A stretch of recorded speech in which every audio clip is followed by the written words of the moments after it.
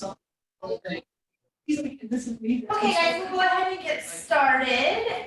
Kim, would you like to introduce our guest today? Sure, I would be happy to.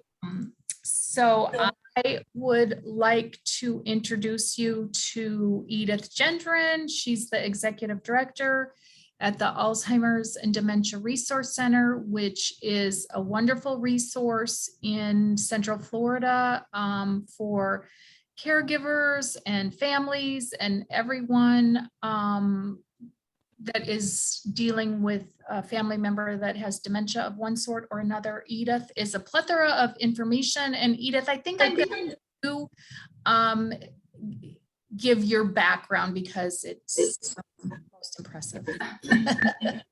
Thank you. Who's talking, right? I've been working. Jump in. I'm sorry, just one second. So those of you who may not be aware, and to let you know, Edith, this is our regular commercial tenant business meeting. So we meet the third Thursday of every month, and these owners are very invested in their businesses. So those who aren't attending are getting the recording, so they'll be hearing your message as well. But we're very excited to have you. And guys, as you know, we've been talking for several months about Avalon Park becoming a dementia-friendly community. And Edith is really the expert on that in the Central Florida area. And she's here to tell us a little bit more about what that looks like and how we can become a dementia-friendly community. Okay, great. Thank you. Thank you. And thank you for having me. It's a topic near and dear to my heart. Obviously, I work in this field and I've worked with adults all of my professional career. And sometimes I even say, even as a child, my mother and aunt owned a small nursing home in Maine. And so my earliest friends were the elders who lived there. I have experience in geriatric psych, and I worked in bringing people out of the old G. Pierce Wood Memorial Hospital, the old G. Pierce Wood State Hospital, and aligning them back into the community. That was on the west coast of Florida. I worked with therapeutic adult family care homes. I have worked as a Medicaid specialist on the east coast of Florida, teaching assisted living facilities how to comply with Medicaid. And I've run was the administrator for a 450 bed assisted living facility here in Florida, where I brought memory care, among other things. Anyway, just so you know that, I've been around for a while. And so here I am today, involved with Alzheimer's and Dementia Resource Center. I've been here for 8 years, and it's kind of a culmination of everything I've ever wanted to do and brings my skills into play. And as Kim told you, our primary focus is to provide caregivers or care partners to persons living with any form of a dementia-related illness or suspected one, the support they need via education, groups, Savvy Caregiver Program, brain research study, postmortem research study, and resource lists, whatever you can imagine.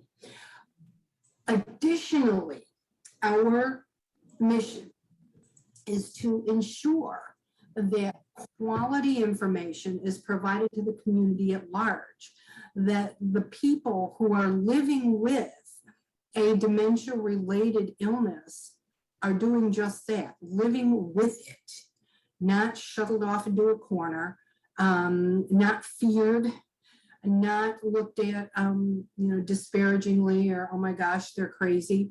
We know anecdotally that there was a small little event that took place. Let me see, this is 2021. We had COVID, so 2018-ish, at a conference of professionals, most of at the PhD level. And 4 of them chose to reveal in a roundtable setting of many, many people, give or take 50, that they had recently been diagnosed with the early stages of Alzheimer's disease, and they immediately were treated differently. That is something that we need to look at as a community. That is something that we need to recognize is unhealthy for everyone. All right. Let me give you some ugly statistics. At least I think they're ugly. There's about 560,000 people living in Florida who've been diagnosed with Alzheimer's disease. That doesn't include Lewy body dementia, vascular dementia, those who have not been diagnosed, right? Orange County has about 30,000 folks who are diagnosed. Osceola and Seminole have less, about 10 to 11,000. Here's a more sobering statistic. Between the ages of 30 and 64, if someone develops Alzheimer's disease, it's called young onset. Some people call it early onset. I prefer young onset because it differentiates between early stage, something totally different. So between 30 and 64 years of age, there has been a 131% increase in the diagnosing of young onset Alzheimer's disease between the years of 2013 and 2017. In that group, there was an 83% increase in people being diagnosed between the ages of 30 and 44. We can throw the word epidemic around all we want. We can say, well, research is working on cures and working on interventions. Yes, all that is true. The point is this: as businesses, if we reach out into our community with, and I'm serious, it's minimal training.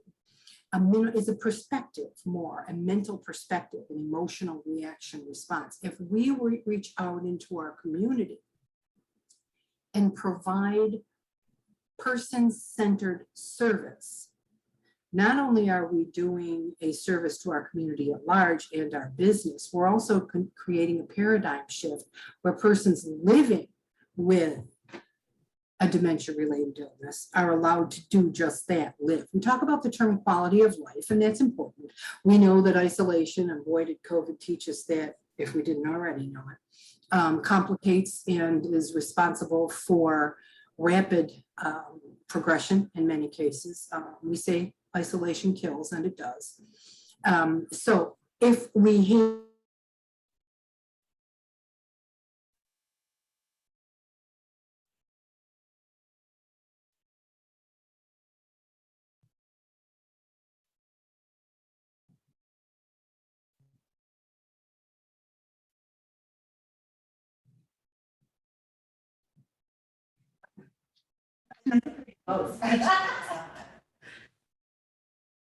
But it's on, I'm just saying, like.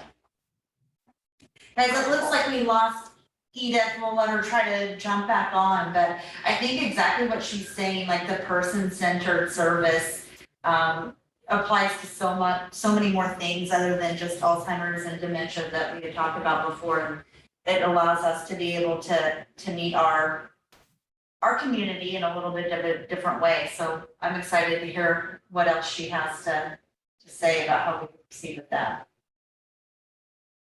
Let's see if we can get her to log back on. Kim, do you have anything that you want to add from what Edith has said so far?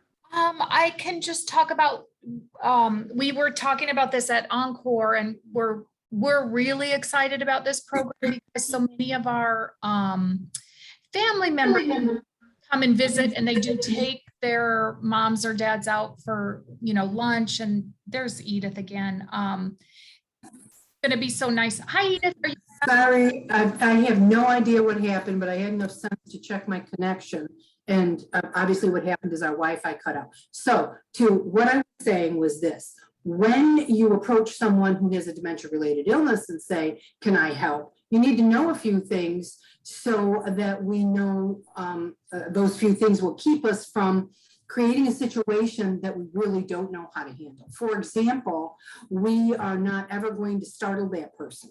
So we aren't going to just kind of pop up on the side and say, can I help? And whoa, right? You're going to get a reaction that you didn't expect. We're going to know that someone's visual field changes, right? So to stop the lesson learning, but those are the types of things. Why should we care?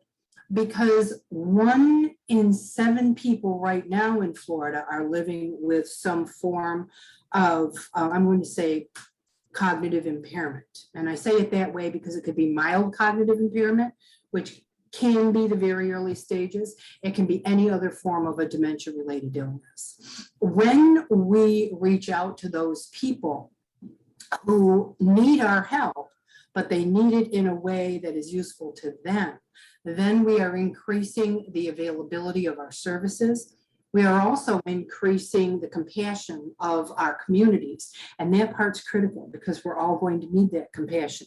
Not that we're all going to develop a dementia-related illness, but we all deserve respect and dignity and honoring our independence. And that's what we do here, but that's what a dementia-friendly community would do. We started with some in-service training in some businesses, and then COVID came. So we put a halt to that, and now we're a year and many months into living our lives differently. And I think it's okay for me to say, Isabella and Jeff over at the Meatball Stop, they are our dementia-friendly dining restaurant, and we have some others that are interested in becoming that. But again, COVID got in the way. So all of that to say, it's not going away. I'm going to say this because I firmly believe it right now. With what we know now, I don't see a cure for Alzheimer's disease, because as we recognize what's going on in the brain, the tangles are outside the neuron, and the plaques are outside the neuron, the tangles are inside the neuron. It kills that individual neuron. So that neuron can no longer talk to the other neurons, and the brain starts to, quite frankly, die. If we interrupt it and we stop that from happening, that's okay, but there's aspects of the brain that are already damaged. So I'm not seeing a cure. We need prevention. In the meantime, we need to live with. Also, many of the skills and the basic understanding of how to interact with someone who appears to be showing the responses to the environment that indicate a dementia-related illness. Many of those techniques work with others too on the spectrum, right? When we have teenagers or younger children who have autistic behaviors that we see. So all of that to say that that's what this is all about. Dementia-Friendly America is an actual movement. I believe it started in 2015. Dennis Dolniak and he was hoping he could be with us today, but he couldn't. He is one of our caregivers. He just lost his wife, actually, who had young onset Alzheimer's disease. And he's now facilitating our men's breakfast club along with Chuck Dudley. But he has started a local entity that supports dementia-friendly dining. So anyway, I'm going to shut up and see if there's any questions. I just wanted to give you kind of an overview. I didn't want to go on too much. I have a tendency to do that. My apologies. One more thing I have to say to you, and because I say this everywhere, dementia is not a diagnosis. Okay, so if someone has told you that your person has dementia, your response is, okay, what kind? Because you need to know what kind. Because Alzheimer's disease, and there's variants there, versus Lewy body dementia or dementia with Lewy bodies or Lewy body disease. It's all said the same way. Very, very, very different diseases of the brain. With Lewy body, if you give them the wrong medication, and that can happen and still does happen, you can actually cost them their life. All right. So it's critical to know what type of dementia. That's why I say dementia-related illness, right? And person living with, and if you know the diagnosis, person living with Alzheimer's disease, person living with a dementia-related illness if we don't know the diagnosis. Focuses on the person living, right? The other thing that's critical for you to know is it is not normal, okay? Well, you know, she's 90. What do you expect? Well, I expect her to be maybe a little slower, but I expect her to have all of her faculties intact. Dementia-related illnesses are not normal aspects of aging. Okay. All right, so talk to me if you have questions.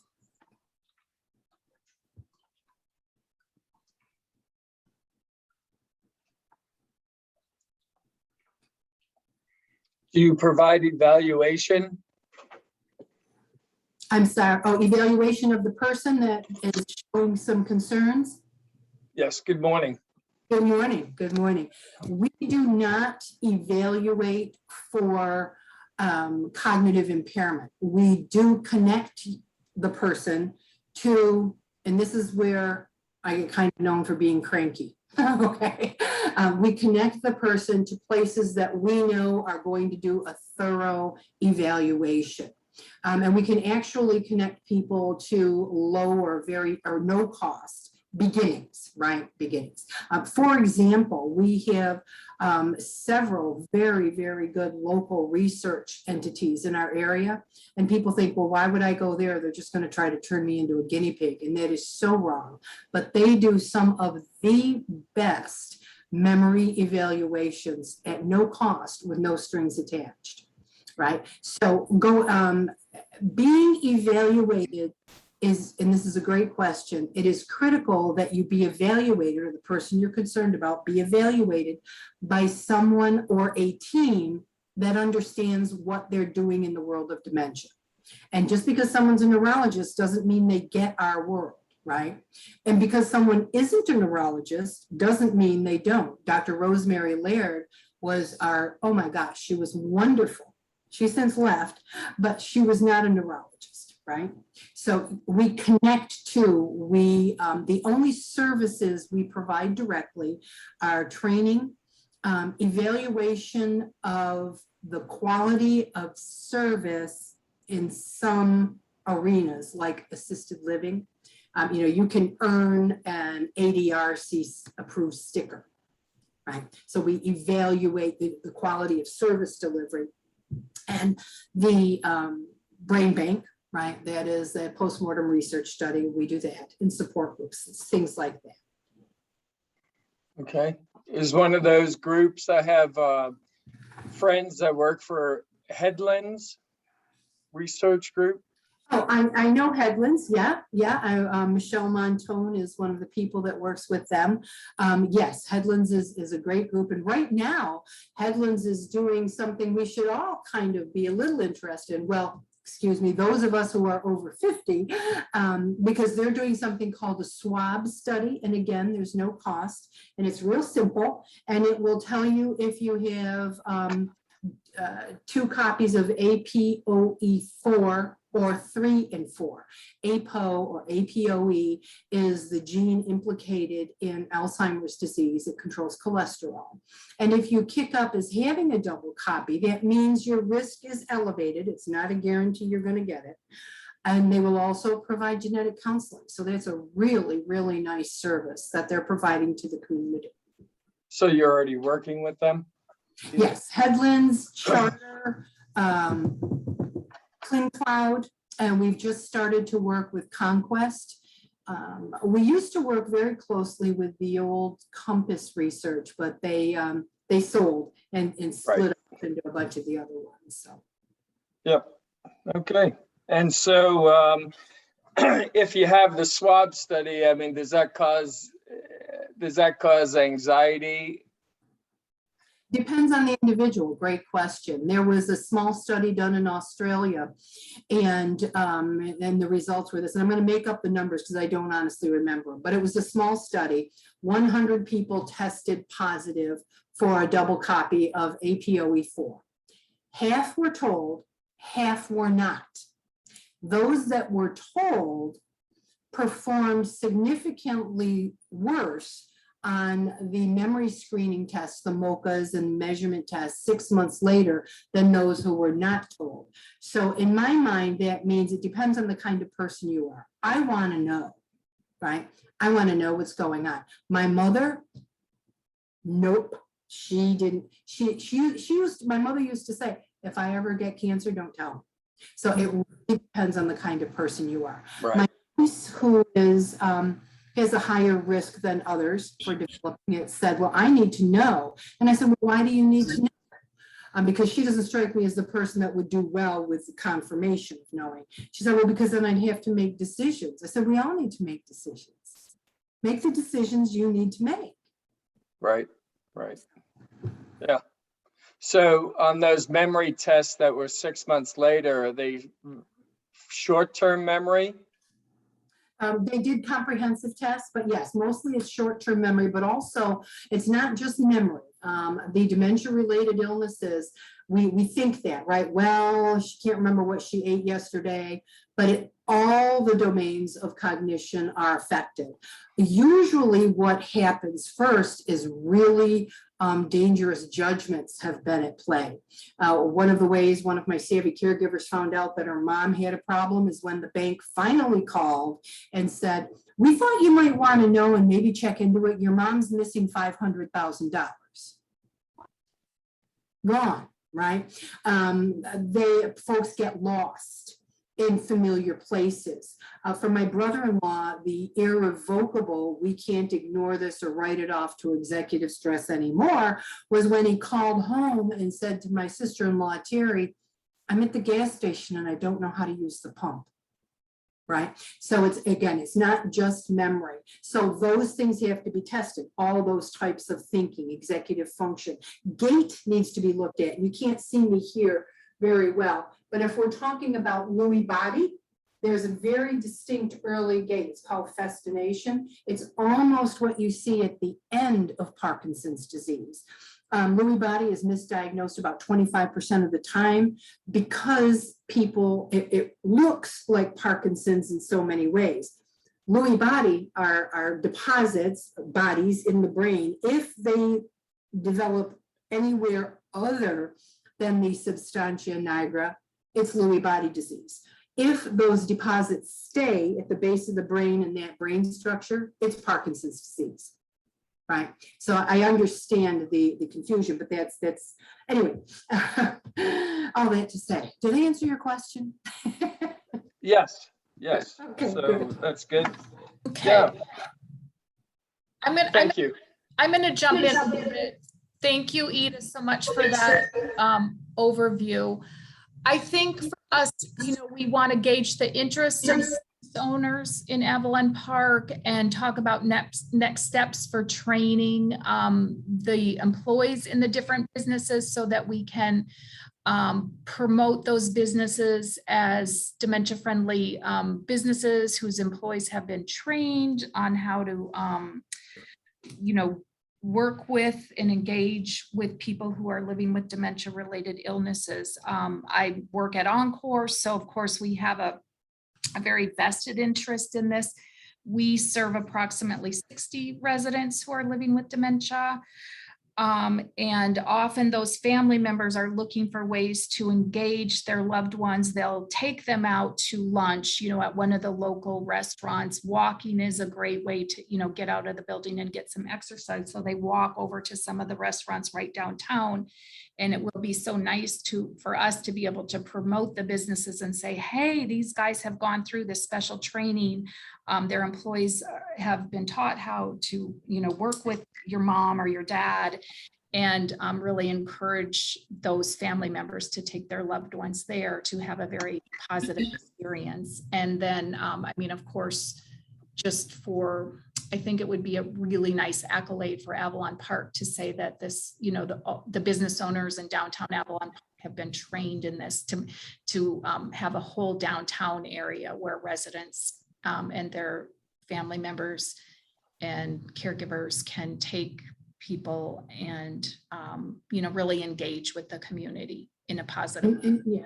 And feel part of the community. I read, and Kim, I thought this was very interesting. I read today that for the first time in a very long time, and they're attributing it to COVID in Florida's, no politics allowed, but Florida's response to COVID, that tourism is down so sharply that it is expected to affect the economy. And I thought to myself, what a great time to be able to say, we are a dementia-friendly community. We are a dementia-friendly business, because if tourism is down, we are going to want to be able to offer everybody as much as we possibly can. So, but I can tie everything back to the need for compassion in this. But anyway, so yes, let Kim and the team know your interest, and then we'll go from there. I'll say training can be as little as 1 hour.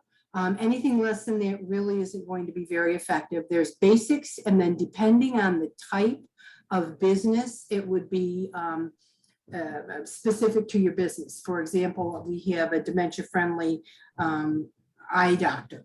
And obviously the training there had to take a little bit of a different tactic. So just keep that in mind, and we can go from there. 2 hours is ideal, but I understand, you know, training, even if you're not paying for the actual training, it's still expensive to bring your folks in and pay them to be trained. So anyway, there's that. Thank you very much, Edith. Would you mind typing your website and any contact information into the chat so that the team can see it? Yeah, no problem. Good idea. I'll do that. Thank you so much. Edith. You're welcome. You are welcome to stay and listen to the rest of our updates, but appreciate if you have to go. And we look forward to connecting with you a little bit later. Yes, and take care. And if anybody needs anything other than what we talked about today, you know, with dementia friendly community, you know, we're here. We're here not just for caregivers, we're here for the community too. So take care, be well. Thank you. Bye. Thanks, Everybody. Edith. Bye-bye. Bye. Yeah. So guys, real quickly go through your updates. I appreciate you logging on and hearing what Edith has to say. I think what she does is great work, not only for what she could do for our community, but just even a larger impact. So thank you for considering that. And I will also be sending this to the rest of the businesses. So hopefully they will get the information and we can get a good showing from the businesses about that. But John, let's go to you and see what kind of updates you have. I think you were getting close to doing some big stuff in our last meeting, right? Are you talking to me? Yeah. Okay, sorry, my audio is a little bit faulty. Yes, so we have beta testers.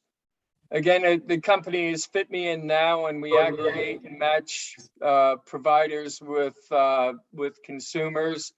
It's a mobile app, and so we have beta testers, and so we're testing out the system in practices and on South 436.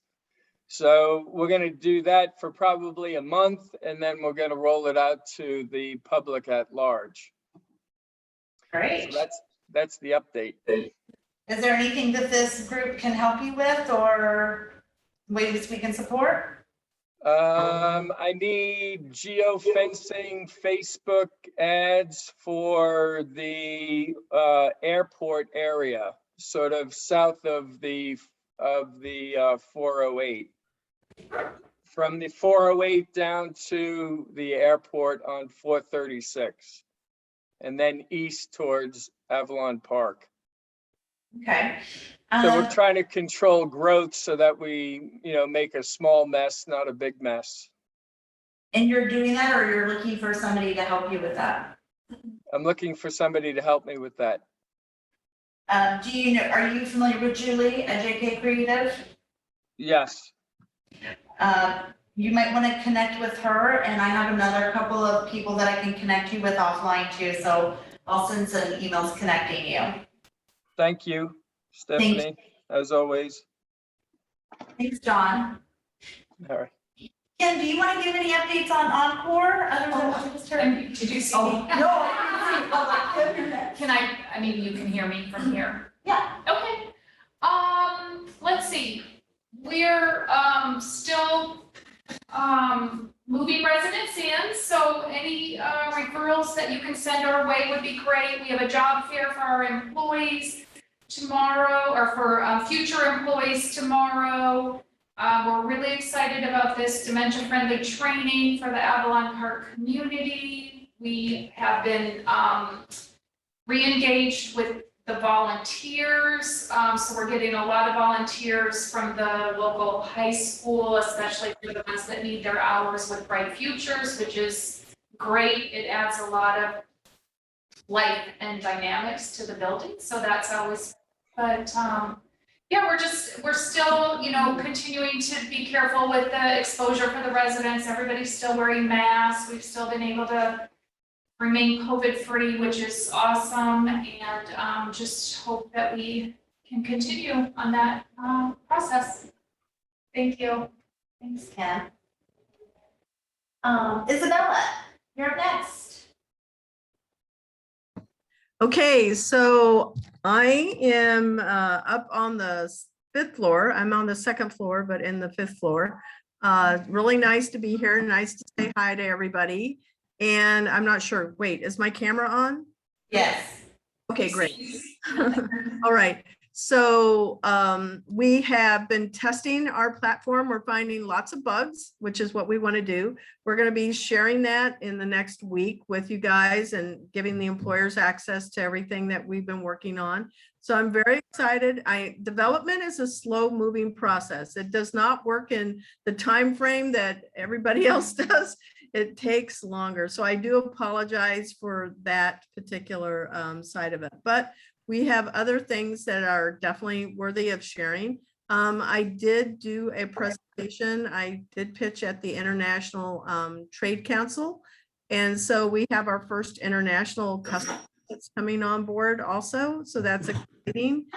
Still waiting on word from IBM about a possibility of working with them. And then lastly, we have something else that's in the works, and I'm going to be able to share that in a little bit, but it looks like a partnership with the city and also the county. So those are all of my updates as it relates to intern pursuit. We are always expanding the podcast, and we are always looking for other guests. Kimberly was the favorite guest. She'll probably end up being in the top. We do at the end of the year, the top favorites of everybody that's been with the show. So I'm pretty sure she's going to go right on up there also. But if you would like to be a guest, we are scheduling, we have like 4 more openings. So I'd love to have, like, Neri, you haven't ever been a guest. So maybe you We'll talk. Okay, sounds good. All right. Those are my updates. Thank you for letting me share my updates. Thank you. Reggie, you're up next. All right, can everybody hear me? Yes. Good morning, good morning. Reggie from Chill Pop Lounge here. Update, our new flavor that we're coming out with, pumpkin spice, is back by popular demand. It is amazing. We are also working on a apple cider, an adult apple cider pop. That is it's coming out. It's also, everything's amazing. What can I say? We have also been asked to vend at the Timber Creek High School football games. We did the first, the home games only. We did the first game a couple of weeks ago. It was a resounding success. So if you get an opportunity when they have their games, I'm not aware of their schedule right now, but come out and check the games out. It was crazy. It was absolutely amazing. We're honored to be asked to come out also for the Pop Warner games that are also held at the Timber Creek High School Stadium. We are trying a couple of those to see how those go. But definitely the high school games was amazing. We are still so very humble and grateful that all the Avalonians, that's what I call them, are still finding us, believe it or not, for the first time, and they're loving it. We don't have any bad reviews yet, knock on something. But we have been just enjoying the ride, and we appreciate everybody's hospitality and encouragement, because everybody comes in and gives us encouragement. And our favorite customer over there, Neri, she comes by and get some things, and it may or may not be during the workday, but neither here nor there. But yeah, we appreciate everybody and everything, and we're still trucking along. About it. Thanks, Reggie.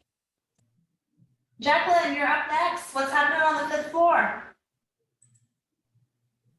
Hi, everyone. I am also here on the 5th floor, on the 2nd floor. And I'll just tell you guys about our upcoming ladies' night, wine and networking, meet the member mixer.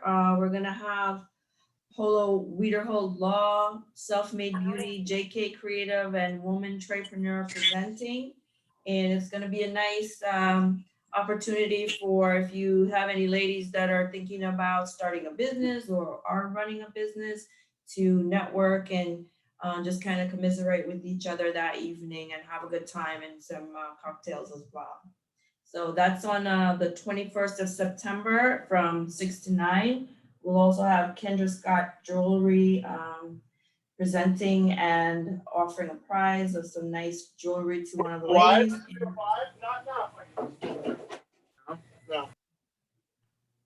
Sorry, Declan, go ahead. Okay. And that's about it for the 5th floor. We'll have some other great events coming up during the year, but right now we have Ladies' Night on Tuesday, and I'll hope to see you there. This Tuesday, Jacqueline, Yes, the 21st. 21st. Thank you. Sure. And just let me know if you have any questions. Thank you. Sure. That's about it for me. Thanks, Jacqueline. There's Sure. also, I'll just interject because this is also at the 5th floor and with one of the members, the Dirt Master, Marquise McKenzie, I believe he joined us last time. But he was one of our innovators that went through the Innovation Awards process last year and has a desk down at the 5th floor. He has done a documentary telling about his story. He was incarcerated as a youth, and he has put together basically his life mission is to tell his story to help kids rehabilitate back into the workforce and also to be able to keep kids out of jail when they shouldn't be. So he'll be presenting his documentary on Friday evening from 6 to 8 p.m. in the 5th floor. And if you have a chance to stop by, that would be great to meet him and learn about his story. It's just a really powerful story. I believe the mayor is going to be stopping by as well as our commissioner, so that'd be a great opportunity for you to meet some of our local leadership as well. So that's at the 5th floor. Bree, I see you're on. Do you want to unmute and tell us what's happening at your shop? Hey there. So I don't have too many updates, but the florist that's moving in next door, we are planning to do like a joint grand opening. So hopefully we can get some details over soon. We're going to get together probably within the next week to kind of come up with a game plan and just do something fun and welcome them into Avalon. Great.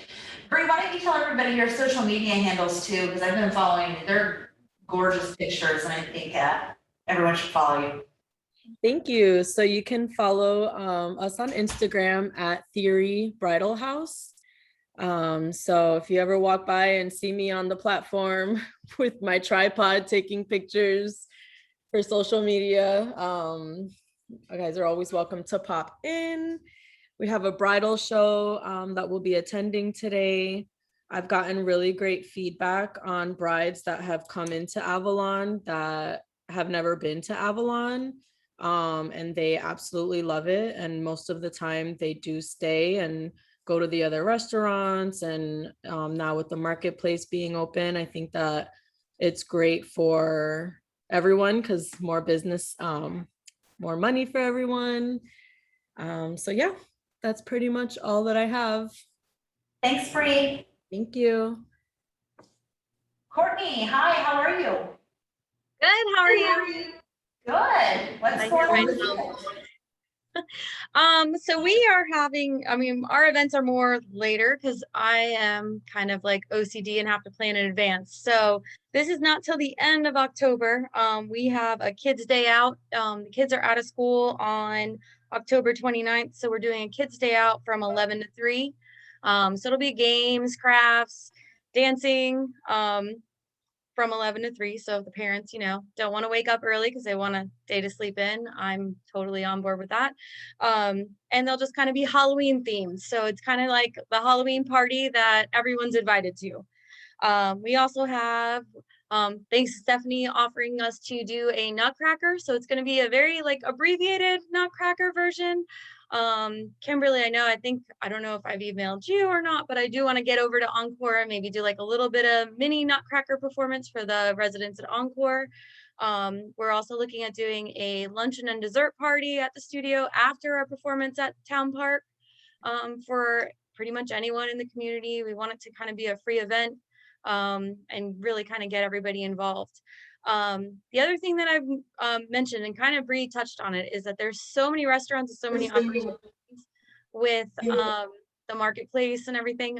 We just finally got, and we've been a little like behind and catching up on everything, finally got our staff situation situated, and I'm sure everyone's having staffing issues. But we have a specific camera system. So we do not let the parents watch class straight from, like, there's a big window. We have blinds covering it. They cannot watch class. They have to download an app and watch it on their phone. So, which is great for all our Avalon restaurants, because they can literally drop off their kids, go somewhere else, and still sit there and watch their kid while they're sitting at Eastside or while they're sitting at the marketplace, and see, kind of like check in, like, okay, cool, they're still doing all right. But they don't have to sit there and wait in our lobby. And a lot of the parents this past week and last week, when we started like rolling it out, when they showed up and they're like, oh, the window's shut. And we're like, yes, like cameras are set up. Here's how we set it, like get you on your phone. And they're like, oh my gosh, this is great. Like, yeah, I'll see you in an hour. And they're like gone, and they literally don't come back. They're like, yeah, we just had dinner at Eastside, and like, this is wonderful. So hopefully that kind of helps, back and forth, you're not paying for a babysitter for your free date night. But so far we've had like great reviews. I've used the system for over a year at my other location, and many of the parents love it just because it very rarely ever goes down. And if it goes down, I can call them on a Saturday at 9:00 at night, and within 5 minutes they're already calling me going like, what happened? What's wrong? We'll fix it right now. So they have amazing customer service, the program that we use. And so hopefully it'll help bring everybody else some business. And that's pretty much it. Thanks, Courtney. You're I'm welcome. excited about Nutcracker. I'm excited about the Nutcracker. Me too. I have a whole bunch of people coming up from Lake Nona to be part of this, because they're all like, yes, we want to be part of this. Like, where do we sign up? So there's a bunch of people coming up. So I'm very excited. Awesome. Thank you. You're welcome. So we'll go around the room, and Jessica, I apologize. I don't know what business you're with, but if you wanted to say anything about your business or introduce yourself, if not, that's okay. Okay, we'll start here in the room. Cindy, how are you? I'm good. Hi, all. I am Cindy Bravo White. I own the prior MetLife office here in Avalon.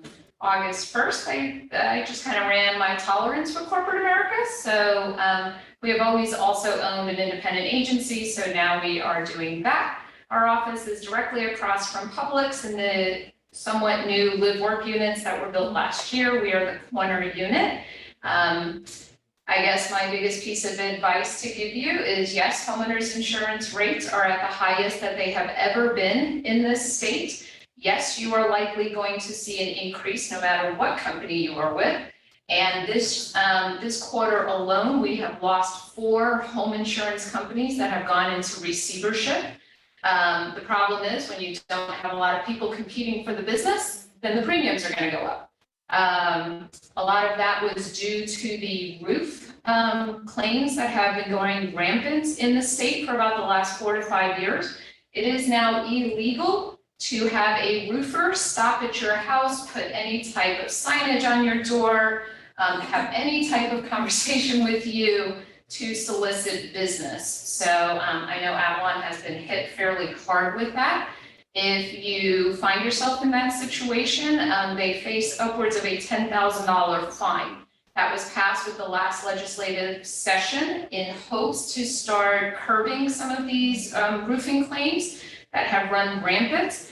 Ultimately, I think what we are going to see is the language change on your homeowners insurance contracts. I think gone are going to be the days of being able to claim for a brand new roof when you have a 17-year-old roof. These routes are eventually going to be put on a schedule and they will be paid out at an actual cash value basis. At that point, I feel like it's gonna be about 24 months before we actually see any type of relief on the homeowner's insurance rates. It is not uncommon for a house here in Avalon to be pushing $3,000, $4,000, $5,000 a year in premium, where 5 years ago, that house could have been $1,800 in premium. So a little bit of the bearer of bad news. Hang in there. There's changes on the horizon, and hopefully we'll see some relief. Thank you. Mary, what's going on in downtown Avalon? Well, hello, everybody. So as Bree mentioned, we have a new flower shop that is working on opening hopefully October, flower bouquets. They're gonna do a fantastic job there. They're located right where the old flower shop was. They have very fresh, new ideas, and this would be their second location. They have another location in Kissimmee. Additionally, we have Rios Brothers Paints, who signed their lease this past month, and they are finishing up on their space where the old School of Music was on TC2, which is right next to the eatery. So they are great painting team.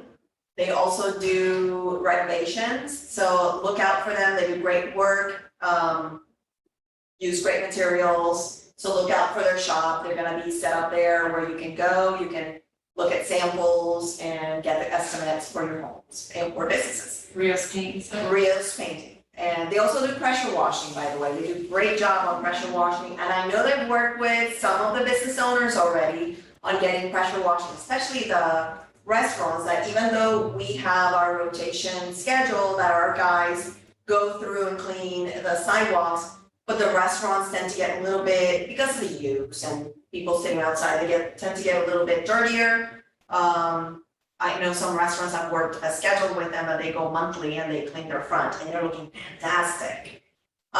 We also have, they picked up their keys yesterday, Coqui Cafe, Cafe Coqui. So it's a Puerto Rican cafe that will be opening. They're shooting for October. Excited about that end of October. And they are planning on serving Puerto Rican style cafe sandwiches, coffees, and baked goods. So looking forward to those. As far as office space, we still have some office space available. So if you know of anybody who's looking for office space, or you yourself need to expand into office space, please reach out to me. And anything you guys need, you always know where to find me, okay? And then there's also a new office user in this building, Precision. Oh yeah, we do have, I'm sorry, I thought I mentioned him last month, maybe I did not. So we have Precision Infinity Systems. And they work on, it's more software gear, it's the techie side. So Mike is a great person to meet. I'm sure he'll join our meetings soon. I know that he was working on some big projects, so he couldn't join today, but he'll be here probably for next month's meeting. As you all know, the Marketplace grand opening is Saturday. I'll leave that for Stephanie to get into that. Talk about podiatrists. Oh, actually, yes, thank you. That one slipped my mind because it just happened yesterday. So the medical building, the Keep Ewing building has a new tenant on the second floor. And that is Dr. Miller and his wife, Dr. Stephanie, help me there. Starts with a K. But they are podiatrists. They just moved down, actually Monday. They arrived in Florida from Ohio, and they're opening their own practice here. They picked up the keys yesterday. They're hoping to be open by December. So it's nice. Dr. Kabas. So we have a new specialty in town. And then Game On, Avalon. Game On, we discussed last meeting. They should be hopefully on schedule opening in October. So I tried to type it in the chat that we have a lot of very new businesses opening up, bringing lots of new excitement and things to do and things to eat and just really keeping our town center bustling.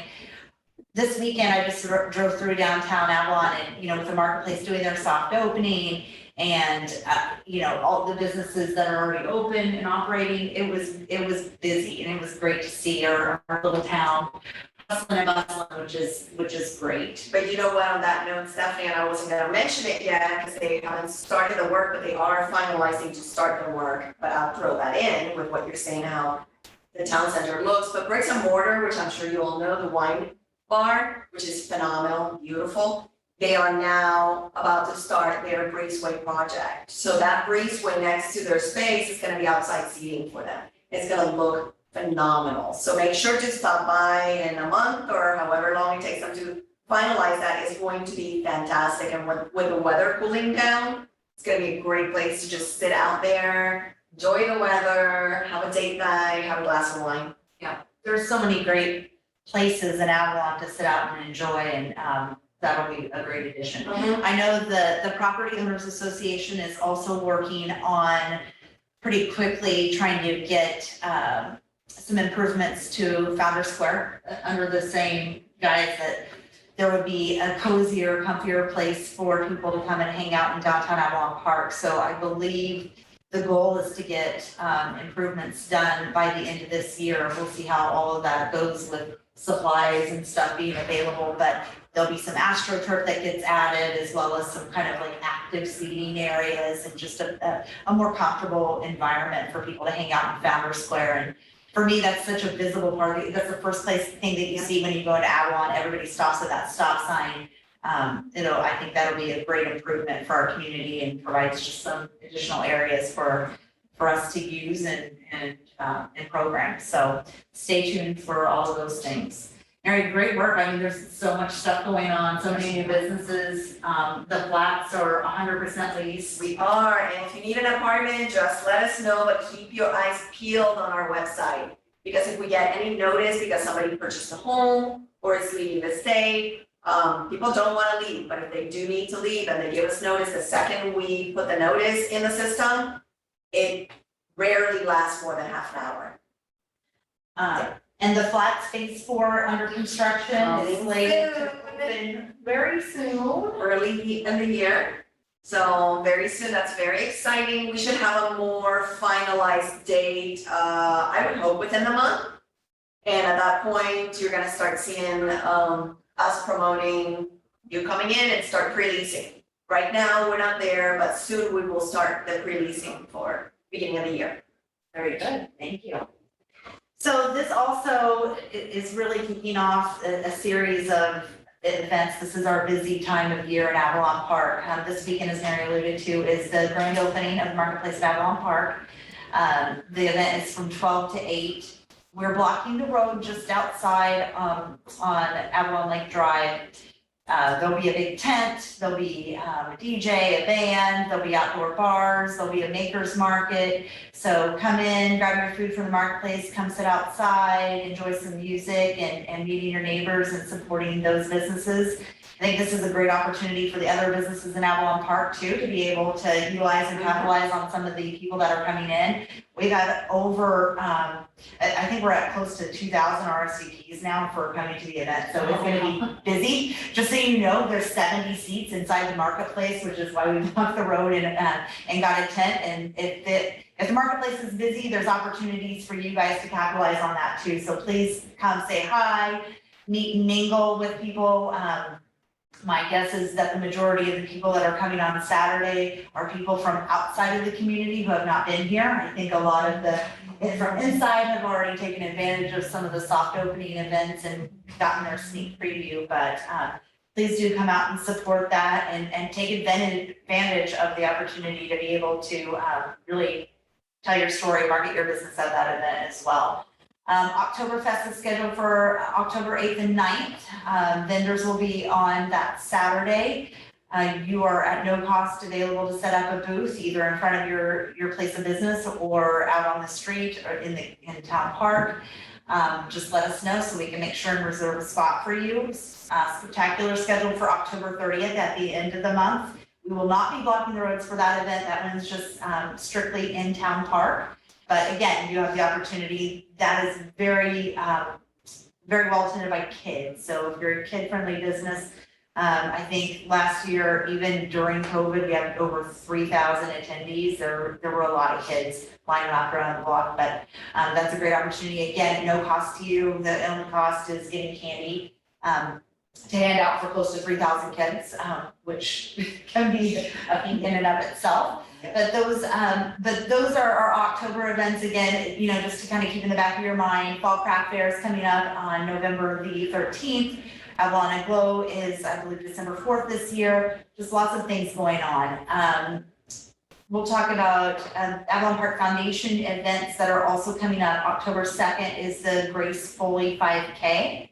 If you remember, Grace Foley was a Timber Creek High School student who passed away in our community, and there's been a scholarship fund set up for her. So there's a commemorative race on October 2nd in Town Park to raise funds for that scholarship, and also to remember that young lady who was very active in our community. Also on October 2nd is the October sidewalk sale. So we encourage you to set up outside of your business. If you don't have a storefront, there's plenty of businesses, I think, that would be willing to share their storefront with you to promote your business. So again, just let us know that you want to participate and we will get you plugged in. We've created a page on Avalon Park Orlando's website called Job Opportunities, and there are a lot of people hiring in Avalon Park, which I think is good. It means we're growing, and there's a lot of opportunities to work. Kim had mentioned Encore has a job fair on Friday.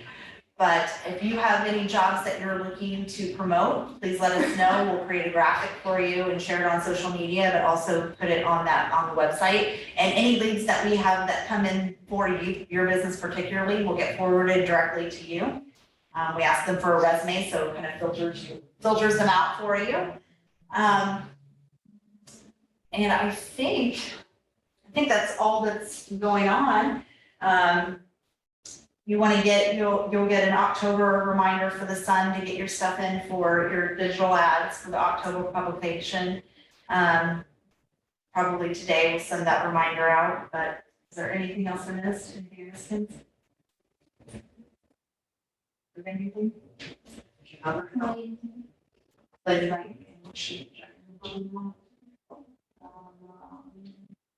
I think that's it. Do you guys have any questions for me or Neri or any of the other members here? Okay. All right, guys, thank you so much.